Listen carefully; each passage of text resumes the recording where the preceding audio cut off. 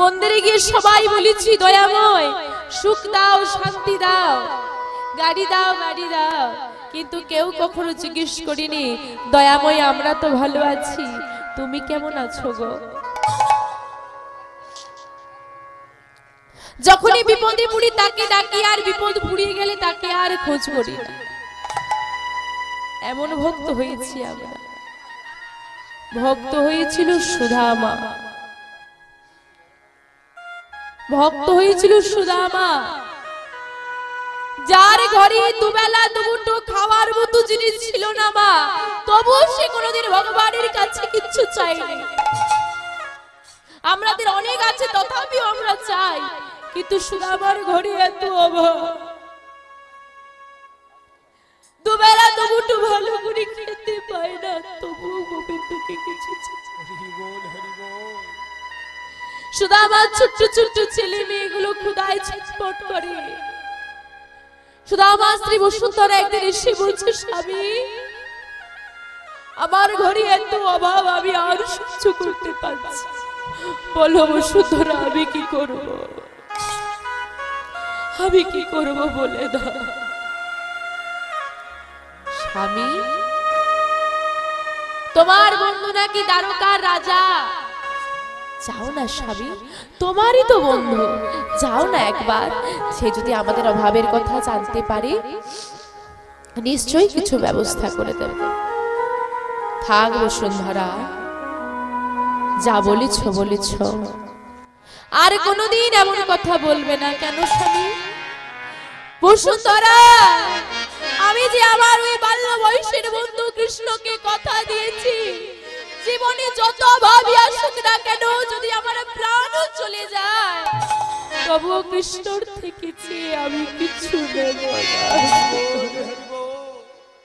বেশ নাইবা চেয়ে নিলে স্বামী, তুমি যেমন প্রতিনিয়ত তোমার বন্ধুকে স্মরণ করো, হতেও তো পারে তোমার বন্ধু তোমাকে স্মরণ করছে। যাও না একবার গিয়ে দেখা তো করে আসতে পারো, যাও না যাও। বলছো বসুন্ধরা? হ্যাঁ আমি বলছি, একবার গিয়ে দেখা করিস। বেশ তাই যাব, কিন্তু বসুন্ধরা এতদিন পর আমি বন্ধুর কাছে যাব, খালি হাতে কি যেতে পারি? কিছু নিয়ে যাব না? নিয়ে যাবে তো, দাঁড়াও। কয়েকটা ঘরে বসুন্ধরা আঁচল পেতে ভিক্ষা করেছি মা, কিছুটা খুদ পেয়েছে। সেই খুদের নাড়ু তৈরি করে ছেঁড়া নোংরা একটা কাপড়ে পুটলি বেঁধে নাড়ুগুলোকে দিয়েছে। স্বামী আমি তোমার বন্ধু কৃষ্ণকে কোনোদিন তো চোখে দেখতে হয়তো পাবো না, কৃষ্ণের জন্য অনেক আশা করে এই নাড়ুগুলো তৈরি করেছি, তুমি মনে করে তোমার বন্ধুকে দিয়ে দিও। স্বামী আমি কৃষ্ণ সেবার জন্য নাড়ু তৈরি করেছি, তুমি যেন দিতে ভুলে যেও না, আমাকে কৃষ্ণ সেবা হতে বঞ্চিত করো না স্বামী। বেশ বসুন্ধরা আমি দিয়ে দেব, আসি তবে। শুরু হলো খুদের নাড়ু বক্ষে জড়াই ধরে সুদামায়ের পথ চলা। যাকে দেখতে পায় তাকেই জিজ্ঞেস করে বলে দাও না দ্বারকা কোথায়, বলে দাও না কোন পথে গেলে আমরা, কোন পথে গেলে কৃষ্ণকে পাবো, বলে দাও। মাগো ক্ষুধায় তৃষ্ণায় সুদামায়ের শরীরটা অচল হয়ে যাচ্ছে, গলাখানা শুকনো হয়ে যাচ্ছে মা। কৃষ্ণ কৃষ্ণ একবার দেখা দে, বল না কৃষ্ণ আর কত দূরে গেলে তোর আমি দেখা পাবো, বলে কৃষ্ণ। নিস্তেজ দেহ নিয়ে পথ চলতে চলতে কোথাও হুচুট খেয়ে পড়ে যায় সুদামা, আর যে আমি পথ চলতে পারছি না কৃষ্ণ, কৃষ্ণ আমি আর পথ চলতে পারছি না, একবার কৃপা সারা দেহটা ক্ষত বিক্ষত হয়ে গেল সুদামা। চরণের তলায় কত কাটা ফুটেছে মা, কত আঘাত। দূর থেকে দ্বারকা দেখতে পেয়ে চিৎকার করে উঠেছে সুদামা, ওই তো দ্বারকা, ওই তো দ্বারকা, ওই দ্বারকায় আমার বন্ধু কৃষ্ণ আছে। ছুটতে ছুটতে ছুটতে ছুটতে দ্বারকার সম্মুখে গিয়ে বলছে, দাড়ি, ও দাড়ি, দাড়ি, পথ ছেড়ে দাও, দরজা ছেড়ে দাও, আমি ভেতরে প্রবেশ করব। কে তুই? কে তুই ভিখারি? ভেতরে কেন যেতে চাস? ভিক্ষা চাস? বল কি ভিক্ষা চাস, আমি তোকে ভিক্ষা দেব। ভিখারি?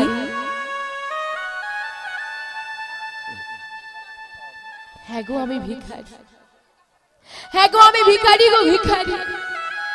তবে অর্থের নয় গো, আমি কৃষ্ণ প্রেমের ভিখারি।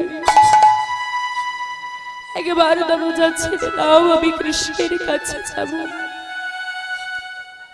কৃষ্ণের কাছে যাবি? আমাদের দ্বারকাধীশ্বরের কাছে যাবি কেন? কি চাই তো? তোমাদের যে দ্বারকার রাজা, সে আমার বাল্য বয়সের বন্ধু। কি বললি? ওরে হতভাগা ভিখারি, তোর বন্ধু ভিখারির বন্ধু কেন আমাদের রাজা হতে যাবে? ওরে ভিখারি, দূর হয়ে যা।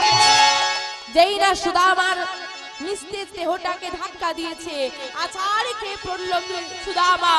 কৃষ্ণ,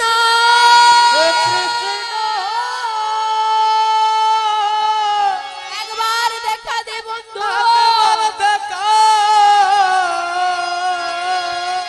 দেখা দে, দেখা দে, ওরে কৃষ্ণ দেখা দে। কৃষ্ণ, আমি যে আর কষ্ট সহ্য করতে পারছি না কৃষ্ণ, আমার শরীরটা নিস্তেজ হয়ে গেছে। কৃষ্ণ, তোর কি একবারও আমার কথা মনে পড়ে না বন্ধু? বলতে পারিস এভাবে আর কতদিন আমাকে দূরে ঠেলে রাখবি? আর কতদিন আমার থেকে এমন ভাবে দূরে থাকবি কৃষ্ণ? আর কত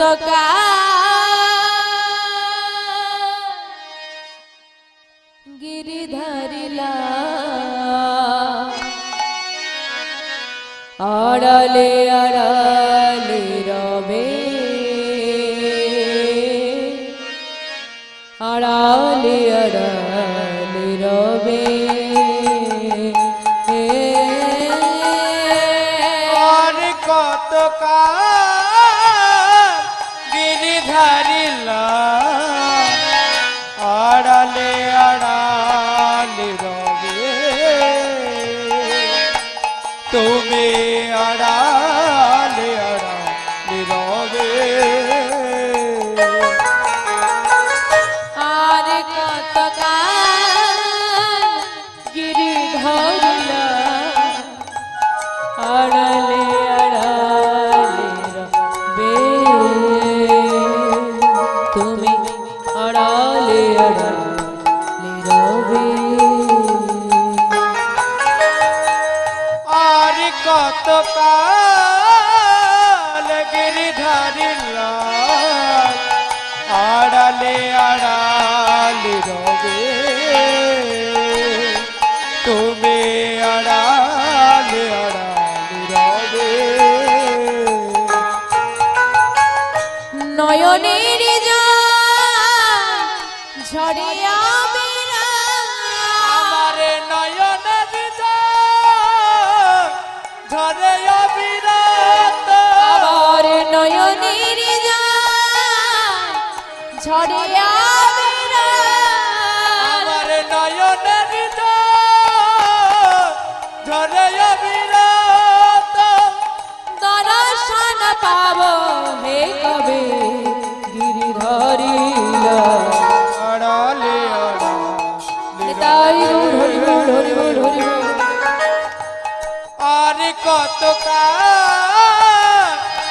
গিরিধারিলা আড়ালে আড়ালে রবে প্রভু আড়ালে আড়ালে রবে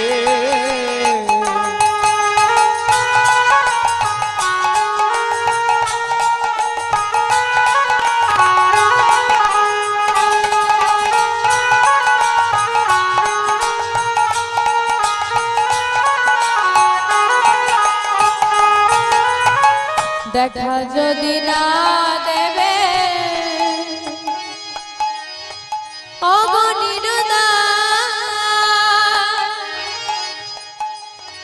তবে কেন আশা দিয়ে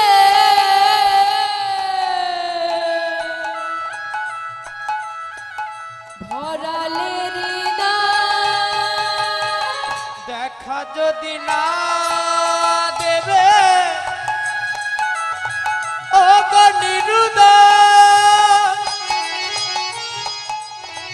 তবে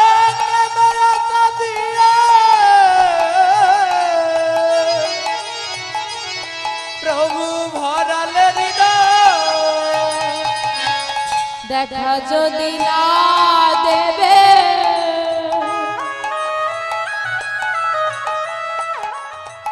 ও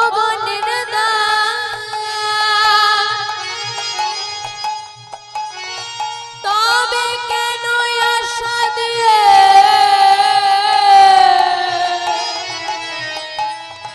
ভরালে দেখা যদি না দেবে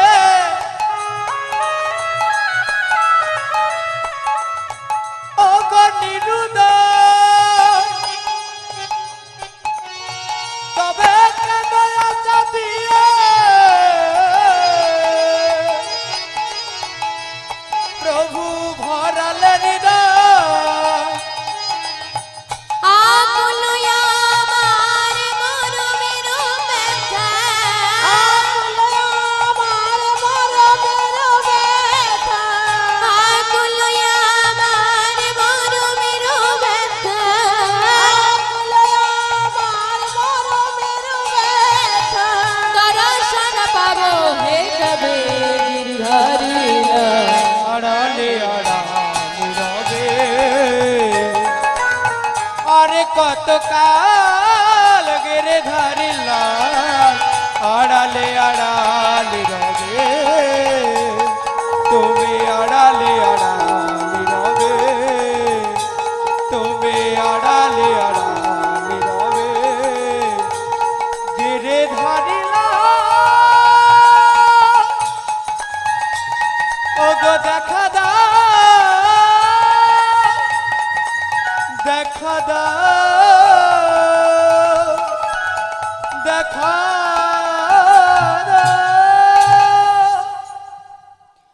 ভক্তের ডাকে ভগবানের আসনটা চলে উঠেছে মা রাজ সিংহাসন পরিত্যাগ করি ভগবান আমার ছুটতে ছুটতে বেরিয়ে আসছে সুধামা সুদামা ছুটতে ছুটতে সে সুদামাকে বক্ষে তুলে নিয়েছে তোমার কোথাও আঘাত লাগেনি তো না বন্ধু কি করলে তুমি দাঁড়িয়ে দাঁড়িয়ে কি করলে তুমি তুমি জানো না তুমি যাকে আঘাত দিয়ে ফেলে দিয়েছো সে যে আমার বাল্য বয়স্কার বন্ধু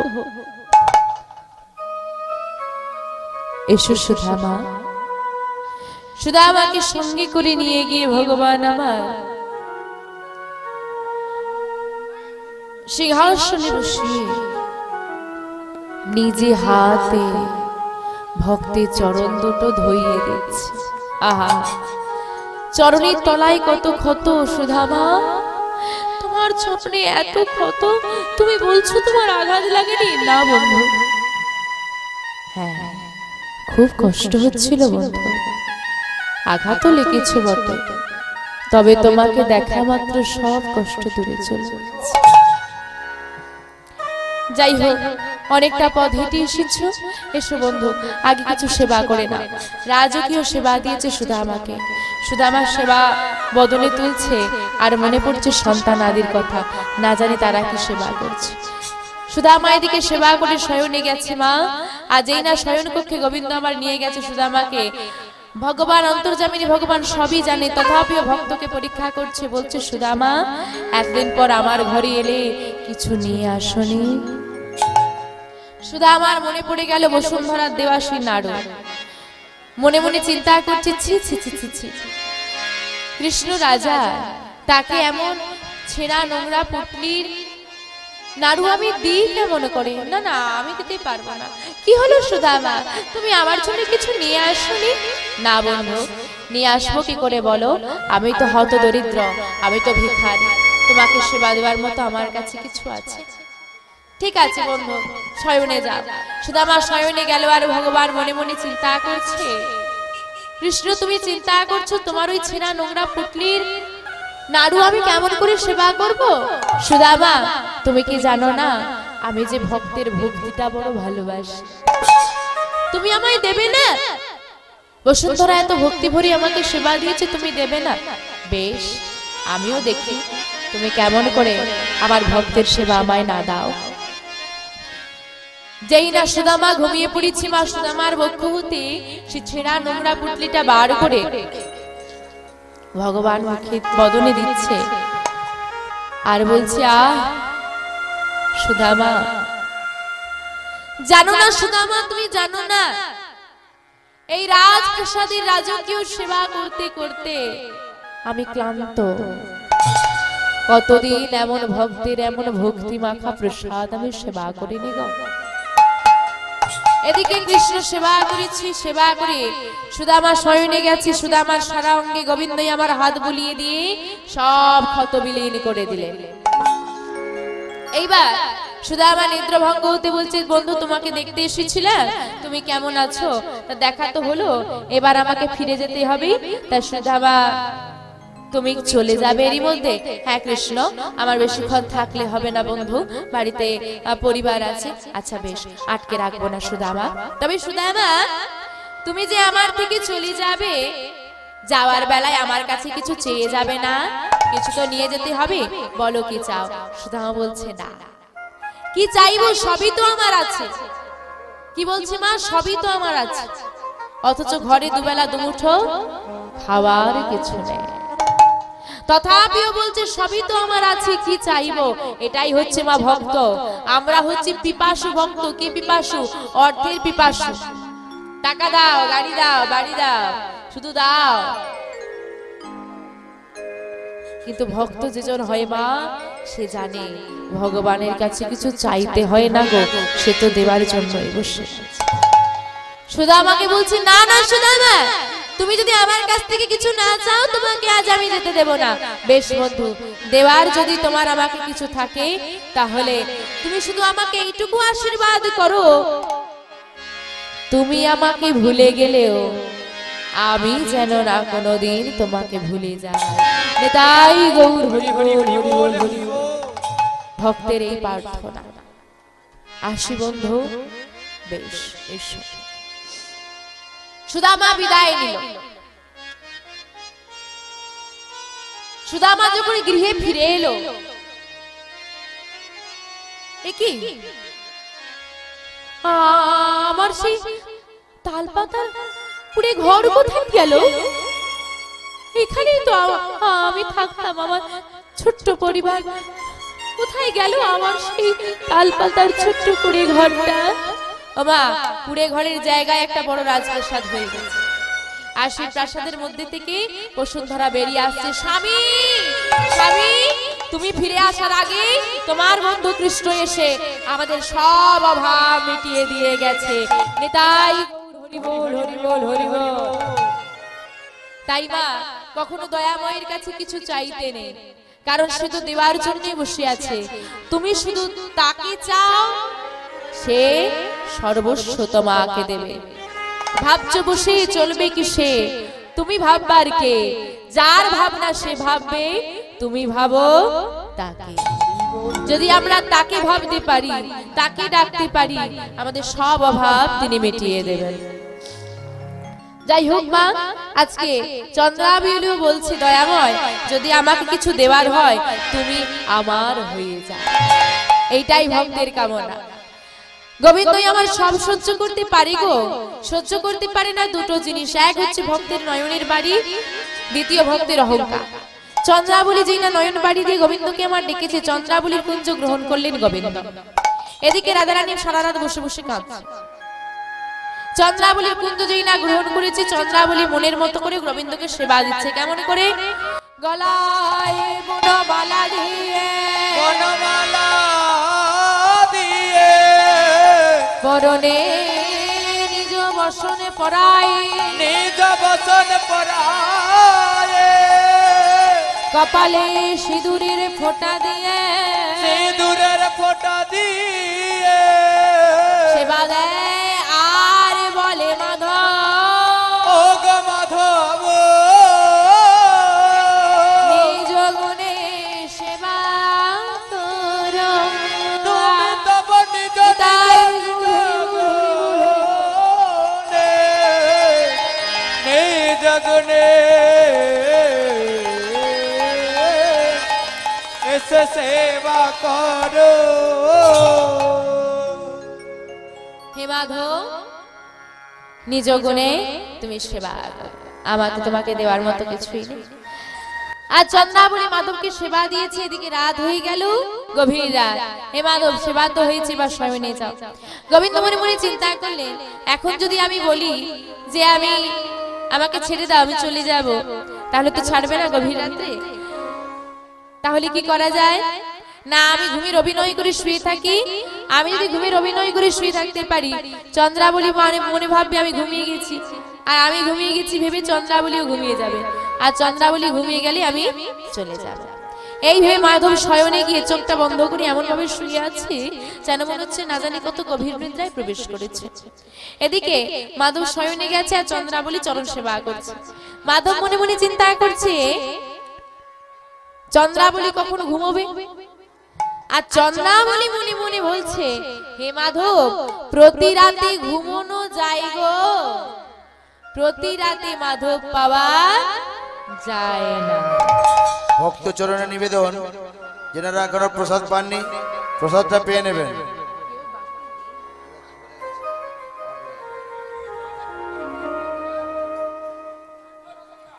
তা প্রতি রাতেই তো ঘুম হয়, মাধব কি প্রতি রাতে পাওয়া যাবে? মাধবের সেবা করা যাবে? তা তো করা যাবে না। তাই চন্দ্রাবলী সারা রাত জেগে বসে আছে। এদিকে মাধব চিন্তা করলো, না আর বসে থাকলে হবে না, এবার আমাকে কিছু করতে হবে। মহামায়া যোগমায়াকে স্মরণ করেছি, যোগমায়াকে স্মরণ করে বলেছে, যোগমায়া তুমি মায়া বলে চন্দ্রাবলীকে ঘুম পাড়িয়ে দিলে। গোবিন্দের কথা মতো চন্দ্রাবলীকে মায়া বলে ঘুম পাড়িয়ে দিলে যোগমায়া।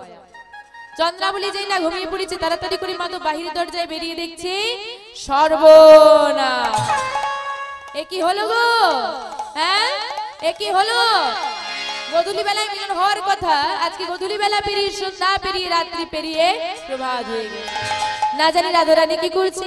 এদিকে রাধারানী সারা নিশি প্রাণ গোবিন্দের আশায় কেঁদে কেঁদে, যখন গোবিন্দ এলো না, যা সেবার বস্তু ছিল সবকিছু ফেলে দিয়ে মান করে বসেছে, গোবিন্দের সঙ্গে কথা বলবে।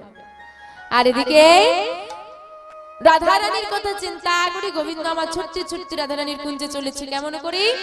হেতা চন্দ্রাবলী শোনে কুসুম কাননে, সুখেতে ছিলেন শ্যাম,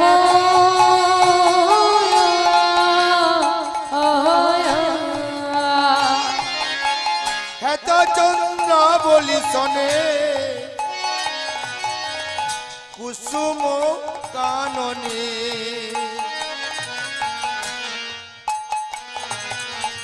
সুখেতে ছিলেন শ্যাম,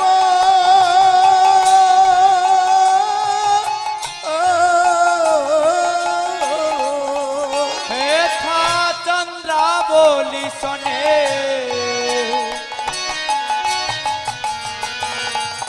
কুসুম কাননে, সুখেতে ছিলেন শ্যাম, ও আবার প্রভাতে উঠিয়া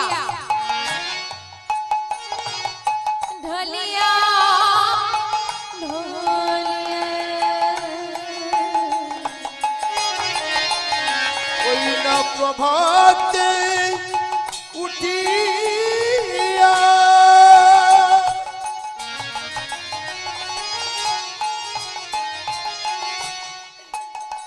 নাগর ঢলিয়া ঢলিয়া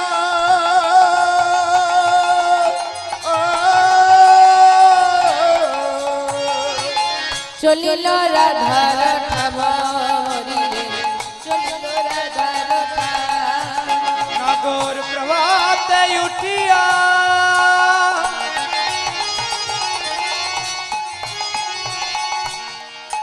ওই না ঢলিয়া ঢলিয়া ওই না প্রভাতে উঠিয়া ঢলিয়া ঢলিয়া চলিল রাধার দামোয়ামরি চলিল রাধার দামো শ্যামনগরী আমার চলেছে গো শ্যামনগর আমার চলেছে গো শ্যামনগরী আমার চলেছে গো শ্যামনগর আমার চলেছে গো ওই না বৃন্দাবনের পর আলো করে শ্যামনগর আমার চলেছে গো রাধা রানীর কুঞ্জের দেখে শ্যামনগর আমার চলেছে ওই না যুগল মিলন হবে বলে শ্যামনগর আমার চলেছে গো ওই না হরি হরি হরি বলে তাই হরি হরি হরি বলে নাগর আমার চলেছে গো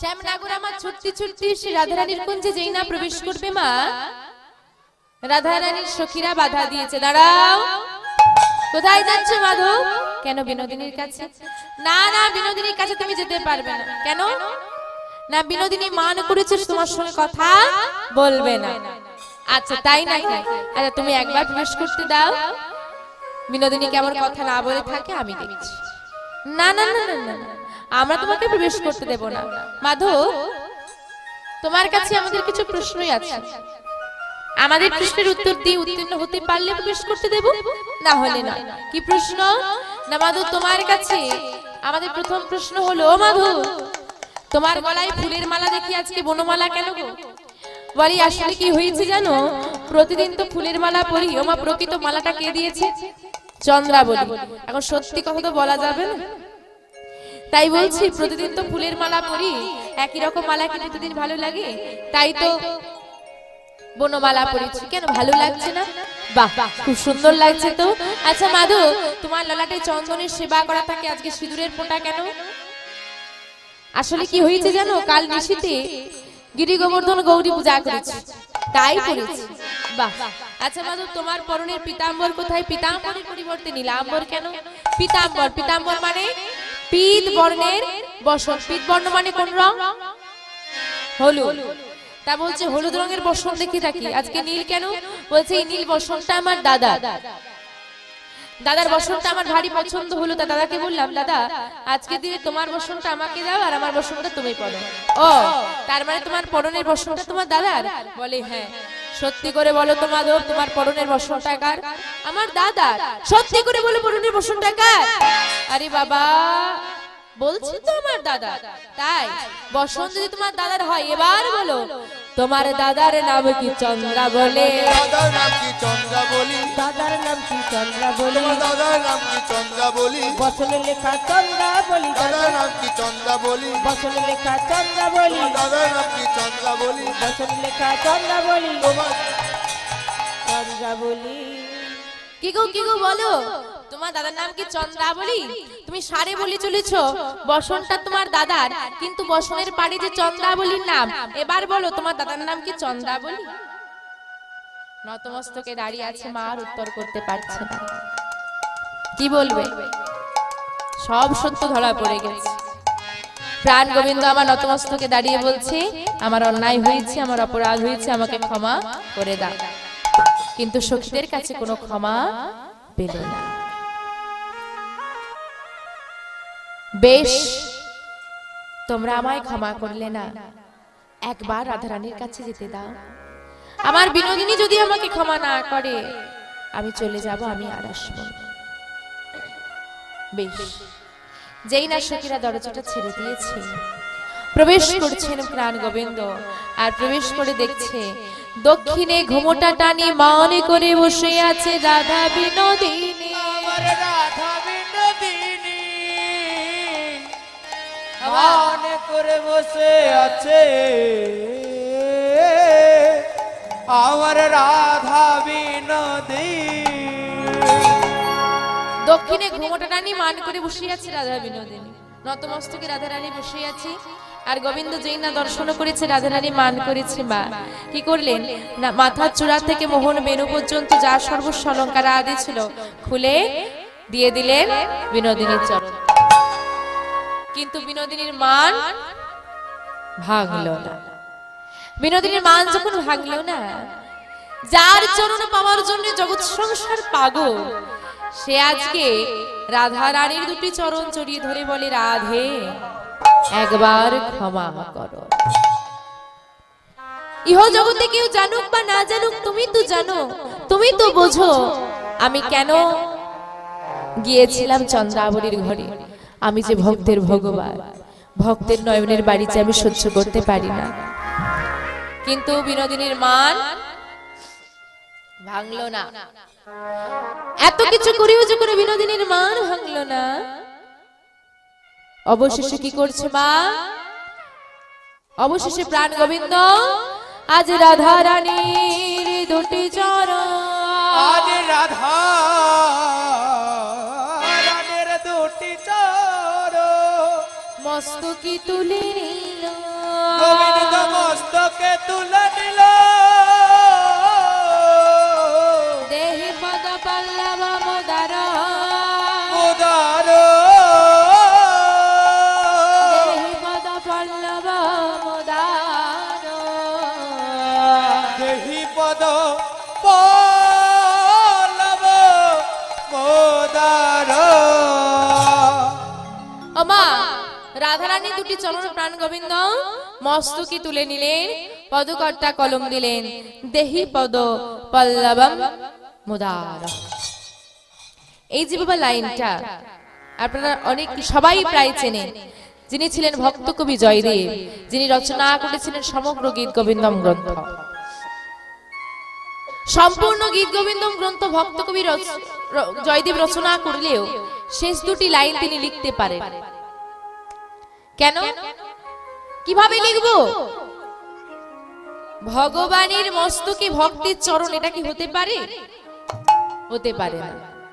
তা জয়দেবের মন বলছে লেখো, কলম বলছে লেখো, কিন্তু মস্তিষ্ক মানে বুদ্ধি বলছে না, এটা হতে পারে না। এই মন আর বুদ্ধির দ্বন্দ্ব লেগে গেল, জয়দেবের লেখা আর হলো না। সমগ্র গীত গোবিন্দম গ্রন্থ লিখে ফেললো মা, দুটো লাইনে গিয়ে আটকে গেল। জয়দেব স্ত্রী পদ্মাবতী বললেন, স্বামী অনেক বেলা হয়েছে, রাখো দেখি তোমার এই পুঁথি, যাও আগে গিয়ে স্নান করে এসো, গোবিন্দের সেবা তুমি কখন দেবে? হ্যাঁ আচ্ছা বেশ। এইবার মা ওই তালপাতার পুঁথি রেখে দিয়ে জয়দেব চলে গেল অজয় নদীতে স্নান করতে।